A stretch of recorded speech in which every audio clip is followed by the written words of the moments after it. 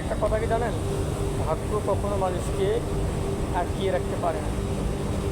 তবে একটা কথা আছে, আপনারা পরিশ্রম করুন,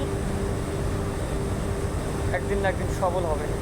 কিন্তু সেটা কীভাবে পরিশ্রম করবেন ভাই, পরিশ্রমেরও কিছু পার্থক্য আছে। যদি আপনারা বলেন যে না আমি গাধার মতো খাটবো, তাহলে ভাই কোনো লাভ হবে না। গাধা শুধু খেটেই যায়, কিন্তু কোনো উন্নতি করতে পারে না।